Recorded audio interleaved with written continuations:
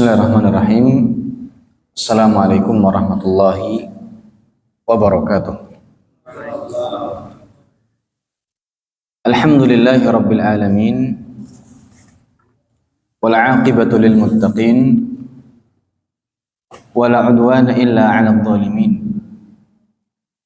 Asyhadu an la ilaha illallah wahdahu la syarika lah. Wa asyhadu anna Muhammadan 'abduhu wa rasuluhu la nabiyya wa la rasula ba'da. Qala Allah 'azza wa jalla fi kitabihil karim, ya ayyuhalladzina amanu ittaqullaha haqqa tuqatih wa la tamutunna illa wa antum muslimun wa ba'd. Kaum muslimin rahimani wa rahimakumullah. Alhamdulillah, Allah Subhanahu wa taala masih memberikan kita kesempatan untuk bisa duduk di majelis ilmu, mempelajari ayat-ayat Al-Quran, mempelajari hadits-hadits Nabi Muhammad SAW, dan juga perkataan para ulama. Semoga Allah Subhanahu wa taala menerima amal ibadah kita. Salawat tersalam kepada baginda Nabi kita Muhammad SAW, kepada seluruh keluarga beliau, kepada seluruh sahabat beliau, kepada seluruh pengikutnya hingga hari kiamat kelak. Jamaah yang dirahmati Allah, kita akan kembali membahas satu kitab yang ditulis oleh Imam Ibnul Qayyim rahimahullahu taala yang berjudul Hadil Arwah ila Biladil Afrah. Mukhtasar Hadil Arwah ila Biladil Afrah, atau terjemahan bebasnya adalah wisata ke surga, mengenal surga lebih dekat. Sebelumnya kita sudah sampai pembahasan jumlah pintu surga, yang dimana disebutkan dalam hadis bahwasanya pintu surga ada 8. Pintu surga ada 8. Kemudian kita masuk ke dalam pembahasan berikutnya, yaitu tentang luas pintu-pintu surga. Seberapa luasnya? Disebutkan dalam sebuah hadis dari Abu Hurairah radhiyallahu taala anhu. Suatu saat dihidangkan di hadapan Nabi sallallahu alaihi wasallam 2 makanan. Ada bubur dan ada daging kambing. Ada bubur, ada daging kambing. Lalu Nabi SAW mengambil daging kambing, dan yang beliau ambil adalah bagian pahanya. Itu adalah daging yang paling disukai Nabi SAW, paha kambing. Lalu Nabi SAW beliau menggigit daging tersebut, beliau memakannya. Lalu setelah itu beliau mengatakan, Ana sayyidun nas yaumal qiyamah. Saya adalah sayyidnya, tuannya manusia. Saya adalah tuannya manusia pada hari kiamat. Sayyidnya manusia pada hari kiamat. Para sahabat ketika itu diam saja. Lalu Nabi SAW beliau makan lagi, gigit lagi, makan lagi. Setelah beliau makan, dia mengatakan, Ana sayyidun nas yaumal qiyamah.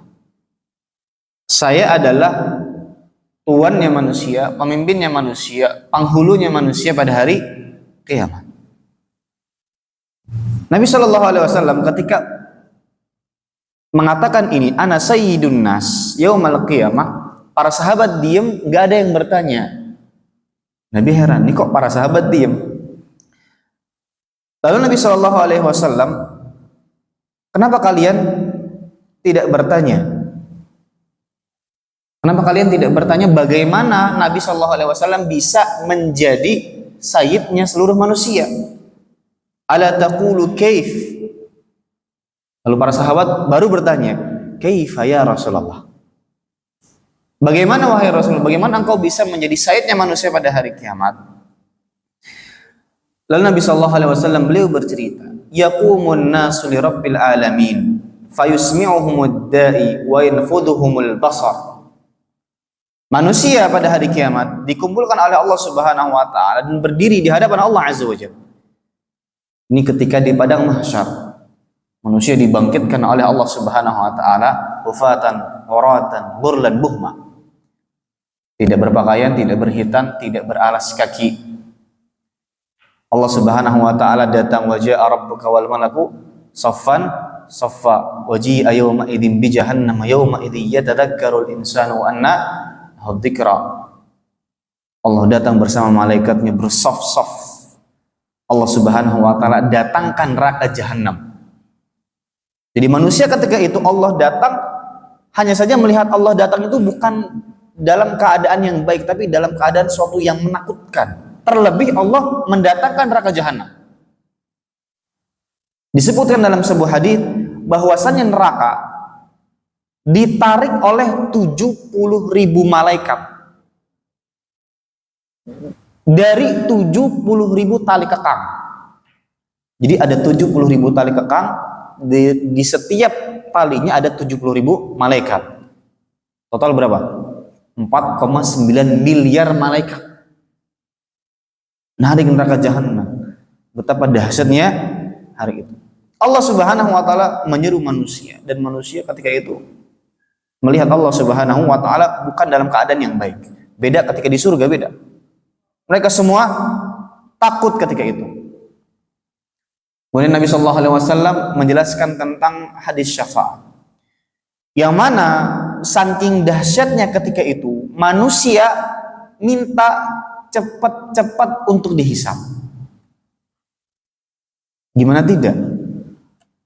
Dibangkitkan ke dalam keadaan tidak berpakaian, tidak berkhitan, tidak beralas kaki, matahari di atas kepala, manusia pada berkeringat, mereka ketakutan semua. Akhirnya manusia pengen nih, momen ini harus segera selesai. Ngeri sekali. Hatta walaupun dia adalah orang kafir yang tahu bakal masuk ke dalam neraka. Semua manusia. Akhirnya mereka datang berbondong-bondong ke Nabi Adam alaihissalam. Wahai Nabi Adam, engkaulah manusia pertama. Mintalah kepada Allah Subhanahu wa taala agar disegerakan hisab. Tapi Nabi Adam enggan. Kemudian datang kepada Nabi Nuh alaihissalam. Nabi Nuh juga sama, enggan. Kemudian datang kepada Nabi Ibrahim. Nabi Ibrahim juga sama, menolak. Kemudian datang kepada Nabi Musa. Kemudian datang kepada Nabi Isa. Akhirnya terakhir kepada Nabi Muhammad sallallahu alaihi wasallam, dan Nabi mengatakan, ya, saya akan minta syafaat. Akhirnya Nabi sallallahu alaihi wasallam beliau datang kepada Allah Subhanahu wa taala. Beliau ke bawah arsy Allah Subhanahu wa taala. Lalu beliau sujud kepada Allah Subhanahu wa taala, dan dia berdoa kepada Allah, dia memuji Allah Subhanahu wa taala dengan pujian yang tidak pernah terdengar sebelumnya. Jadi yang tahu cuma Nabi Muhammad SAW dan Allah saja. Dia memuji Allah dengan pujian yang tidak kita ketahui. Lalu Allah Subhanahu wa taala mengatakan, ya Muhammad, irfa ra'sak wasal tu'ta washfa' tushaffa. Wahai Muhammad, angkat kepalamu. Irfa ra'sak, mintalah, aku akan beri. Washfa' tushaffa, minta syafaat, aku akan beri syafaat. Dan inilah yang disebut dengan syafaatul ulama, khusus Nabi sallallahu alaihi wasallam yang diberikan kepada seluruh manusia. Lalu Nabi sallallahu alaihi wasallam beliau diberi kedudukan yang sangat tinggi sekali. Maqamam mahmuda. Maqamam mahmuda. Maqam yang sangat tinggi. Yang ini khusus bagi Nabi Muhammad sallallahu alaihi wasallam. Lalu Nabi sallallahu alaihi wasallam beliau mengatakan, ya Rabbi ummati ummati. Wahai Rabbku, umatku, umatku, ummati, ummati. Lalu Allah Subhanahu wa taala menjawab, ya Muhammad sallallahu alaihi wasallam, adkhil min ummatika man la hisaba alaihim min al-babil ayman min abwabil jannah wa hum syuraka'un nas fima siwa dhalika min al-abwab. Walladhi nafsu Muhammadin biyadihi inna ma bainal misra'aini min masari'il jannah lakama baina Makkah wa Hajar. Allah Subhanahu wa taala mengatakan, wahai Muhammad, masukkan di antara umatmu yang tidak ada hisab atas mereka dari pintu bagian kanan. Mereka bersekutu dengan manusia pada pintu-pintu yang lain. Demi Rabb yang jiwa Muhammad berada di tangannya, sungguh jarak kedua tepi pintu dari pintu-pintu surga sama seperti jarak antara Makkah dan Hajar. Makkah dan Basrah. Jauh sekali. Ini jarak pintu di surga.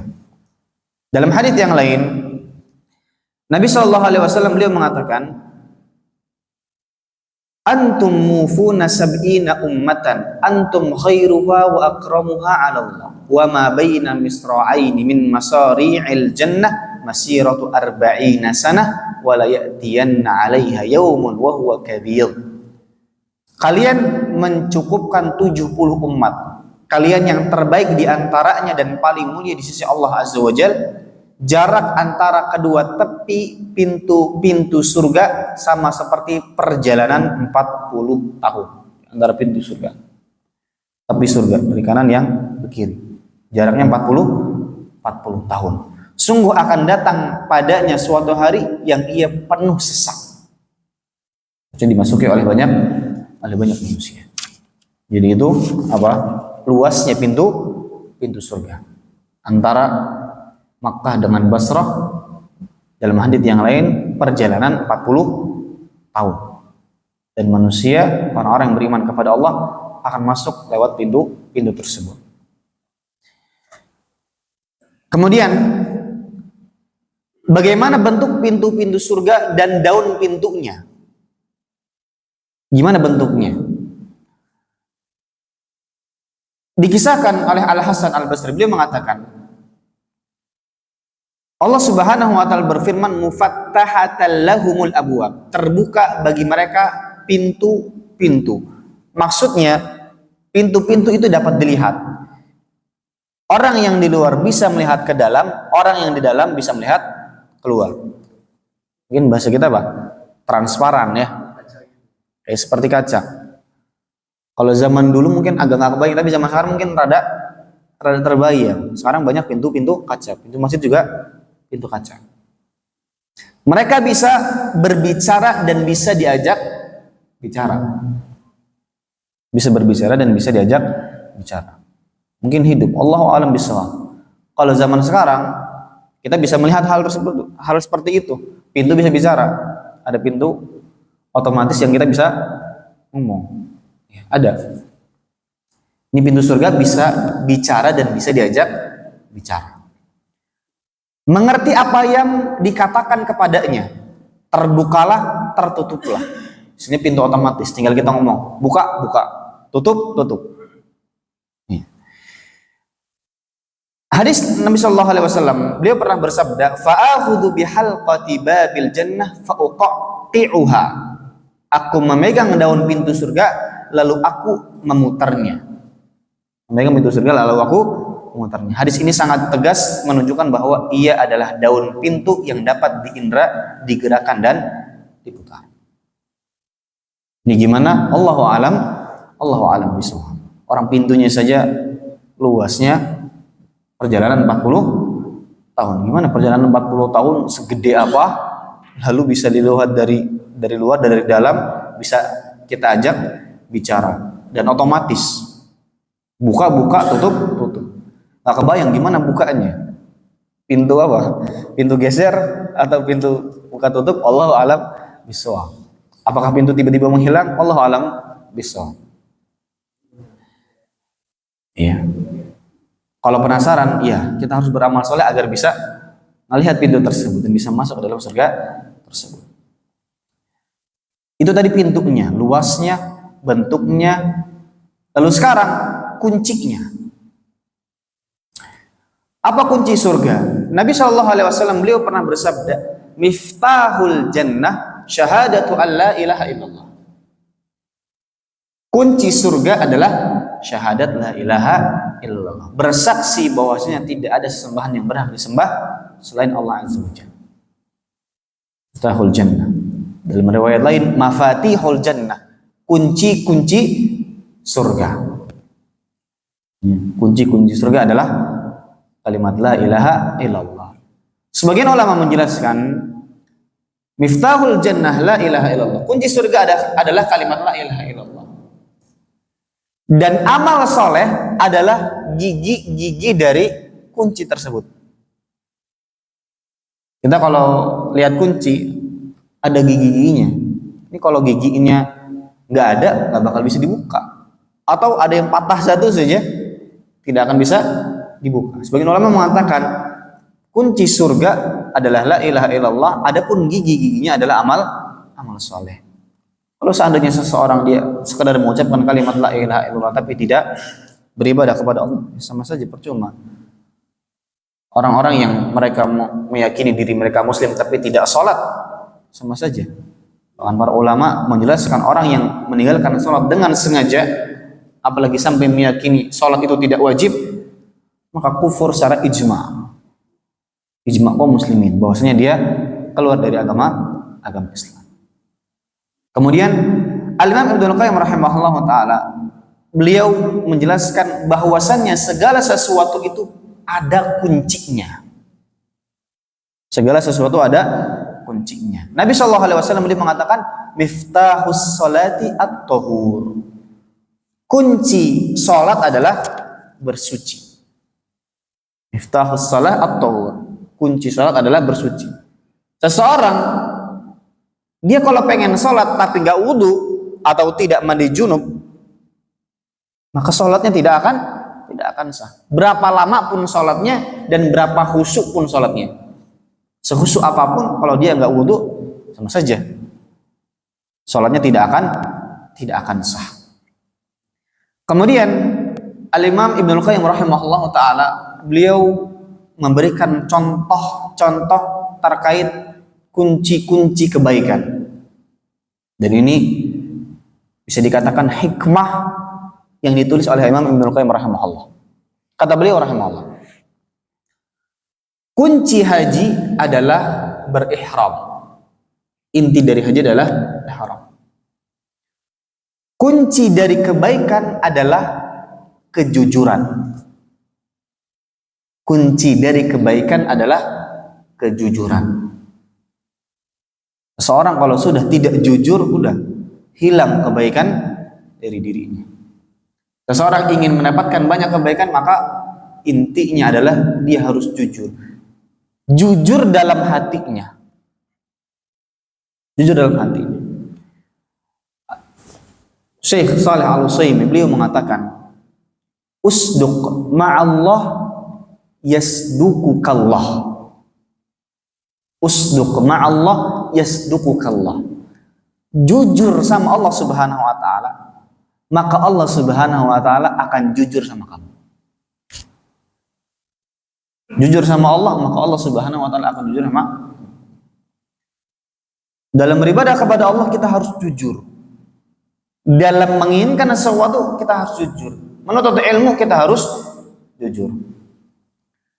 Kadang contoh biasanya anak-anak sekolah atau para pelajar, para mahasiswa, dia mengatakan, aduh, kalau seandainya saya ini kuliahnya di kampus ini, saya pasti bakal serius belajar deh. Atau kalau seandainya saya punya duit, saya pasti bakal serius belajar. Seandainya saya kuliahnya di luar negeri, saya pasti bakal sukses. Padahal seharusnya bukan seandainya. Intinya adalah dia mau belajar atau tidak belajar, jujur saja. Orang yang jujur, pelajar yang jujur dimanapun dan kapanpun dia akan tetap belajar. Artinya orang yang mengatakan seperti ini, dia tidak jujur dalam belajar. Dia hanya mencari-cari alasan. Ini orang-orang mencari-cari alasan. Kadang ada orang dalam ngaji misalkan, saya ngaji, kalau seandainya datang Ustadz Kibar saja, baru saya mau ngaji. Atau kalau seandainya ada Ustadz Fulan saja, baru mau ngaji.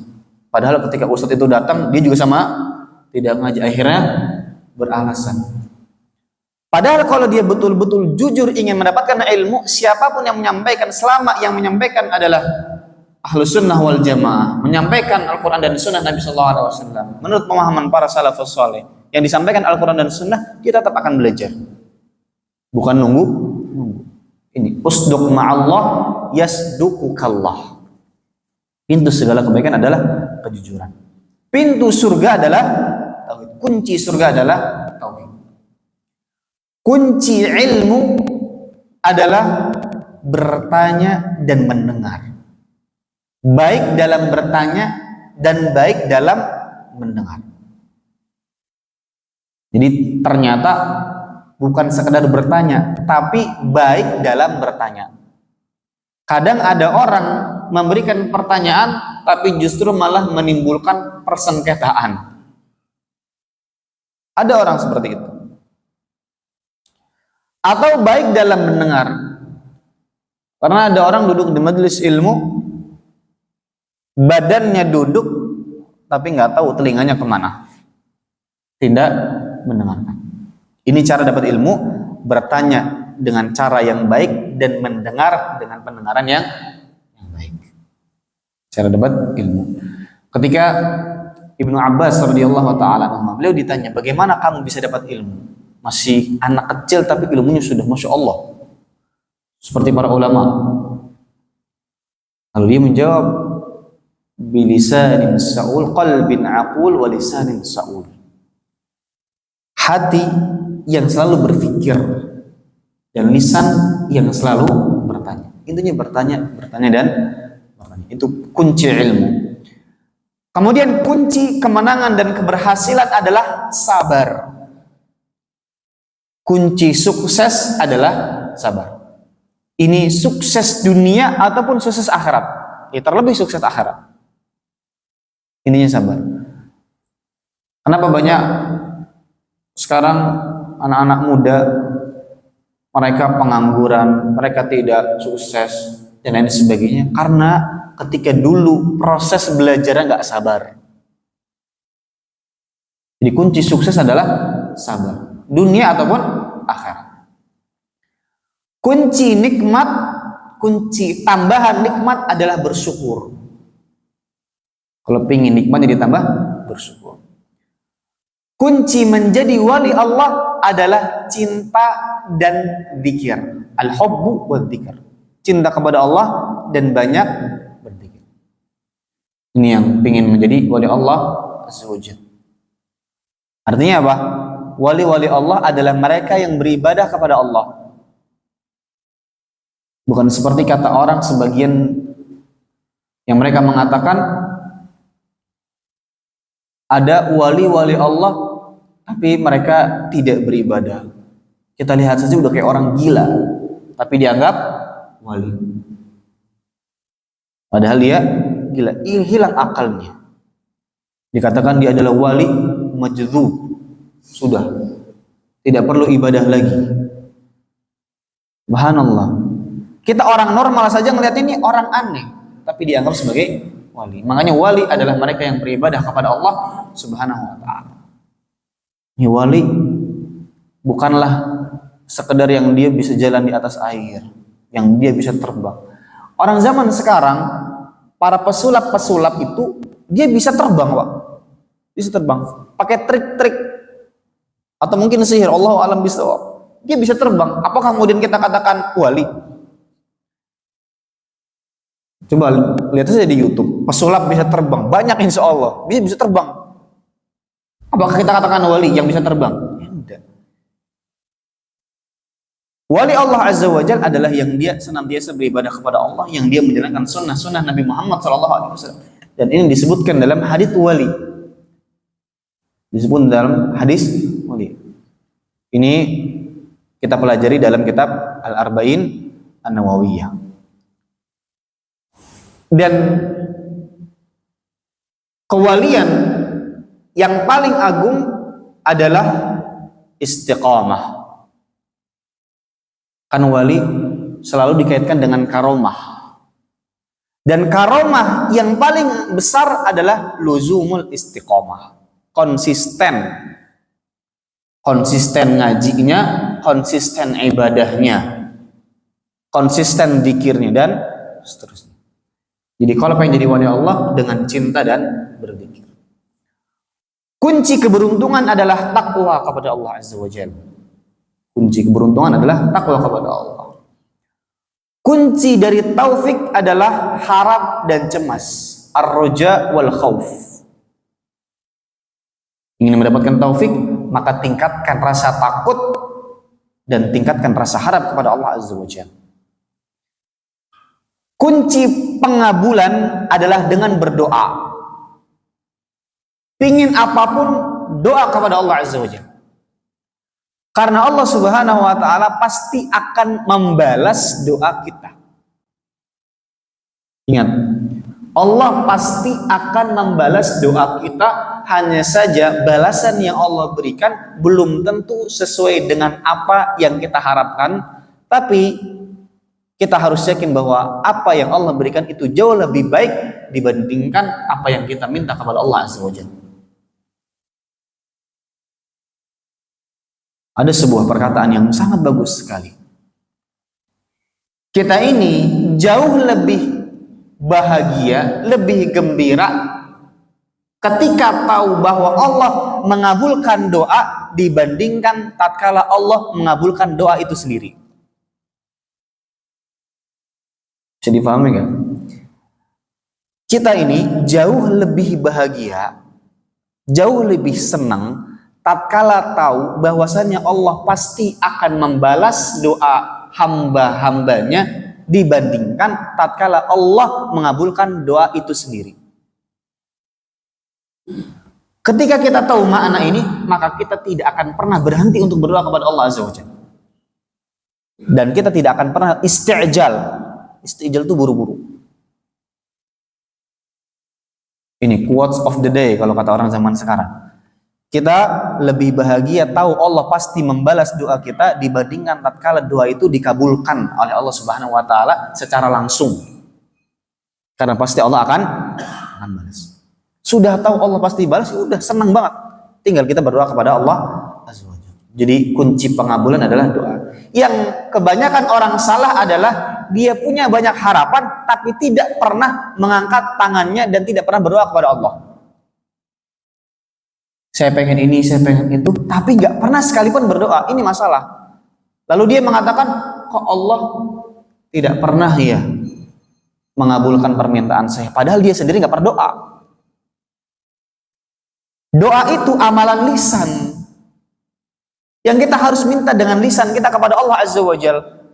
Selama ini banyak orang cuman berharap tapi tidak berdoa. Tapi dia menganggap dirinya sudah berdoa. Padahal baru dalam hati, atau cuman baru ngedumel doang, tapi belum betul-betul meminta kepada Allah Azza wa Jalla. Dan dalam berdoa ada adab-adabnya dan ada tata caranya agar doa kita dikabulkan, agar persentase doa kita dikabulkan oleh Allah Azza wa Jalla.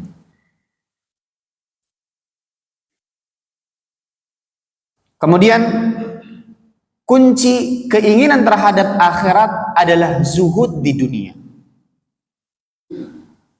Kunci keinginan akhirat adalah zuhud dari kehidupan dunia. Kita meninggalkan perkara-perkara dunia yang tidak penting bagi kita. Bukan berarti kita meninggalkan seluruh dunia, enggak. Kita meninggalkan dunia yang tidak bermanfaat bagi diri kita di dunia, apalagi di akhirat. Kunci keimanan adalah memikirkan apa yang Allah serukan kepada hamba-hambanya agar difikirkan. Maksudnya dia memikirkan perintah-perintah dan larangan-larangan Allah. Ini kunci keimanan. Kunci untuk masuk menuju Allah adalah kepasrahan hati, berserah diri kepada Allah dan ikhlas kepada Allah dalam mencintainya, membenci, berbuat dan meninggalkan apa yang dibencinya. Ini kunci menuju Allah adalah pasrah, menyerahkan semuanya kepada Allah Azza wa Jalla. Cinta dengan apa yang Allah cintai dan benci kepada apa yang Allah Subhanahu wa taala benci. Kunci kehidupan hati adalah merenungkan Al-Qur'an dan tadarru' atau merendahkan hati menjelang fajar dan meninggalkan dosa. Ini menarik. kunci agar hati kita hidup, karena ada hati yang mati, jasadnya saja yang hidup tapi hatinya mati. Cara menghidupkan hati adalah dengan kita merenungkan Al-Quran dan merendahkan diri menjelang fajar. Ini ada waktu khusus yang lebih ditekankan. Kita memang secara umum ditekankan untuk tadabbur terhadap Al-Quran, tapi ada waktu khusus yang ditulis oleh Imam Ibnu Qayyim ketika menjelang fajar atau ketika waktu sahur di sepertiga malam terakhir, agar apa? Hati kita hidup kembali dan meninggalkan dosa. Kunci tercapainya rahmat adalah baik dalam beribadah kepada pencipta serta berusaha memberi manfaat kepada hamba-hambanya. Kalau kita ingin rahmat dari Allah Azza wa Jal, maka kita beribadah kepada Allah dan memberikan manfaat kepada manusia. Jadi kalau kita berbuat baik kepada orang lain, tujuannya adalah agar kita mendapatkan rahmat dari Allah Subhanahu wa Ta'ala. Bahkan disebutkan dalam hadis Nabi Shallallahu Alaihi Wasallam, beliau mengatakan sebaik-baik amalan adalah idkhalus surur ala qalbil mu'min, memasukkan kebahagiaan ke dalam hati orang yang beriman. Kita kalau bantu orang lain, pasti orang tersebut akan senang. Kemudian kunci rizki adalah berusaha beristighfar dan bertakwa kepada Allah. Faqultu astaghfiru rabbakum innahu kana ghaffara yursilis samaa 'alaikum midrara wa yumdidkum bi amwalin wa banin. Allah merintahkan kepada salah seorang nabi untuk beristighfar kepadanya. Kalau seandainya dia beristighfar, maka Allah Subhanahu wa Ta'ala akan melapangkan rizkinya.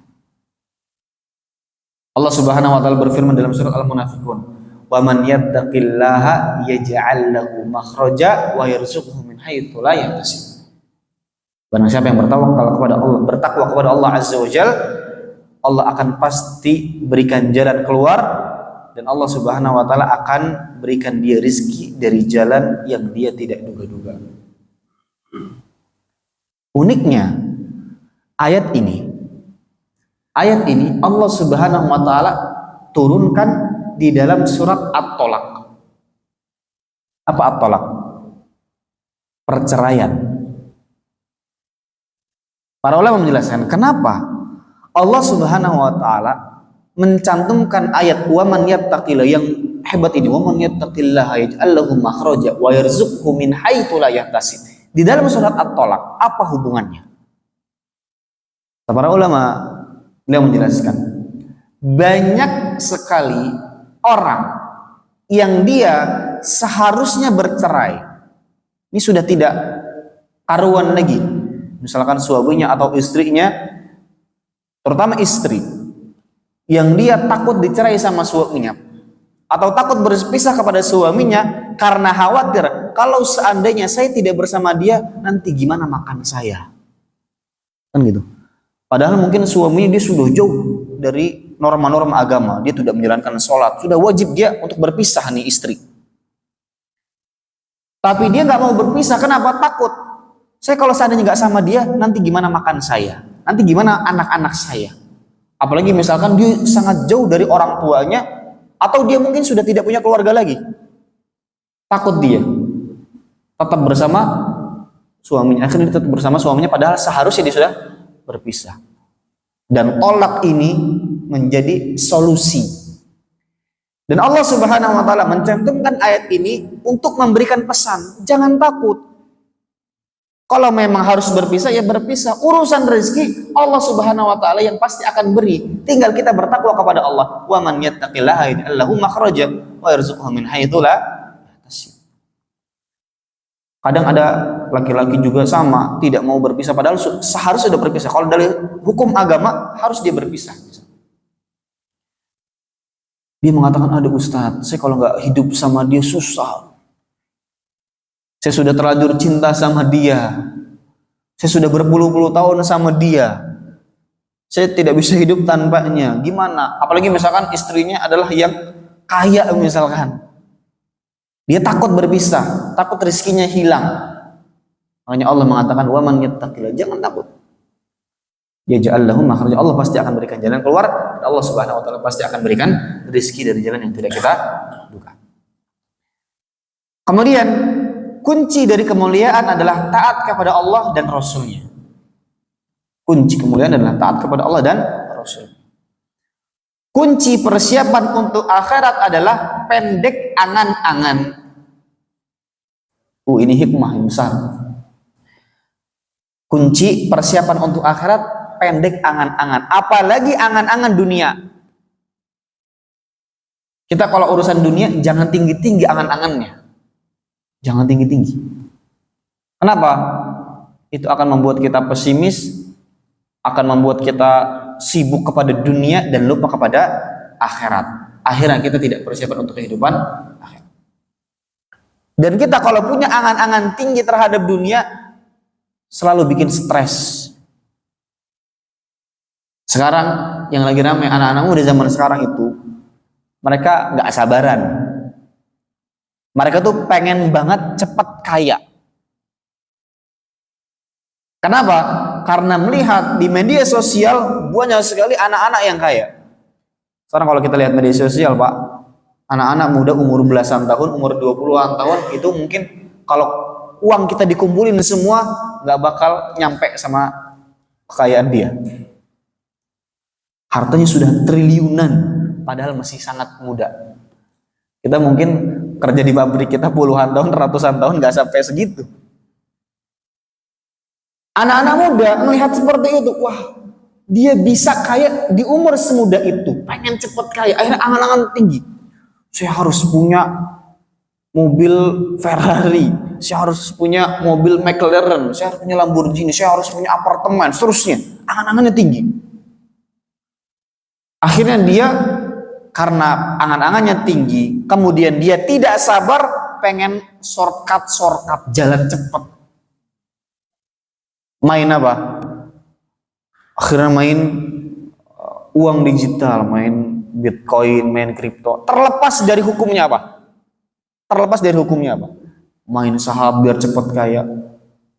Kemudian ngeluarin, bahkan ada orang yang dia uang kuliah dari orang tuanya mungkin puluhan juta, dia investasikan, ternyata rugi. Bayangin, investasi bodong mungkin, atau mungkin dia nggak punya ilmunya. Yang jelas intinya dia pengen cepat kaya dan nggak sabaran. Kenapa bisa pengen cepat kaya dan nggak sabaran? Karena angan-angan tinggi, angannya tinggi, pengen cepet. Saya kalau punya 100 juta sekarang, gimana caranya bulan depan harus 1 M. Apalagi influencer ngomong, bisa melipat gandakan uang dalam sekian bulan saja. Naik. Kalau zaman dulu, kayaknya bapak-bapak pas zaman masih mudanya nggak ada lah istilah angan-angan pengen langsung miliaran triliunan. Karena nggak kebayang kan, di umur muda triliunan. Paling anak-anak konglo saja. Tapi zaman sekarang kita lihat, anak yang dulunya biasa, sekarang sudah uangnya triliunan, bukan miliaran lagi. Subhanallah. Ini angan-angan dunia. Dan kita harus membiasakan diri kita dan juga menasihati anak-anak kita, jangan sampai terbiasa melihat konten-konten seperti ini. Konten-konten yang bisa menimbulkan angan-angan dunia. Bahasanya apa? Flexing, kalau kata orang zaman sekarang. Flexing, orang pamer kekayaan. Dan anehnya, yang laku sekarang di YouTube itu ya konten-konten kayak gini, Pak.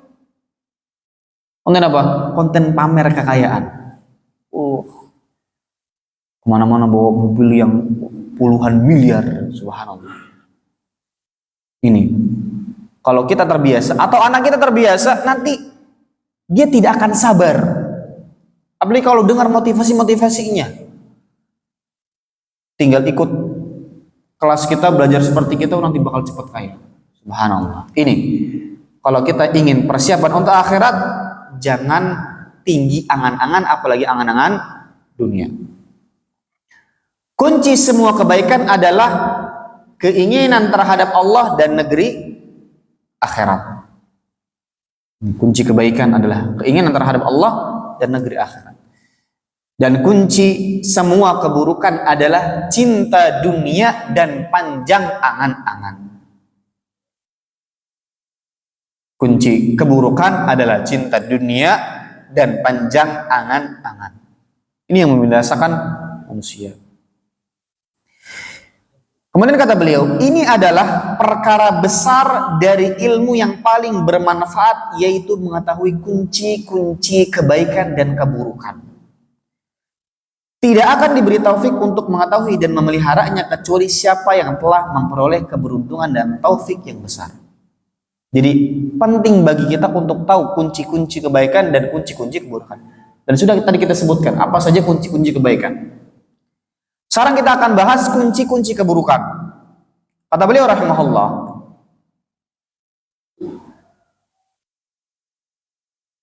kunci dan pintu untuk dilalui menuju hal tersebut atau kunci keburukan adalah syirik, takabur, berpaling dari Rasulnya, dari Rasulullah Shallallahu Alaihi Wasallam, lalai mengingat Allah Azza Wajal, lalai menegakkan hak Allah Azza Wajal, dan kunci neraka, dan itu adalah sebagai kunci neraka. Syirik kepada Allah, takabur, dan seterusnya. Kemudian Allah Subhanahu wa taala menjadikan khamar sebagai kunci segala dosa. Maksudnya pintu untuk dosa-dosa yang besar lainnya. Kemudian dijadikan kekayaan sebagai kunci perzinahan. Jadi biasanya yang zina itu orang-orang kaya. Biasanya zina orang-orang kaya. Orang miskin berzina ya mungkin, tapi jarang. Yang miskin berzina biasanya laki-lakinya kalau nggak ganteng banget, terkenal banget, atau kaya banget. Ini kunci berzina adalah kekayaan. Kata Imam Ibnu Qayyim rahimahullah taala, memandang gambar-gambar tanpa kendali menjadi kunci timbulnya keinginan dan kerinduan. Makanya pentingnya ghaddul basar. Malas dan santai sebagai kunci kekecewaan dan ketidakberhasilan. Malas dan santai, ini kunci kekecewaan. Maksiat adalah kunci kekufuran dan dosa adalah kunci kemunafikan. Ini adalah kunci-kunci keburukan yang harus kita ketahui. Jadi sebagai seorang muslim, kita harus tahu kunci-kunci kebaikan dan juga kunci-kunci keburukan.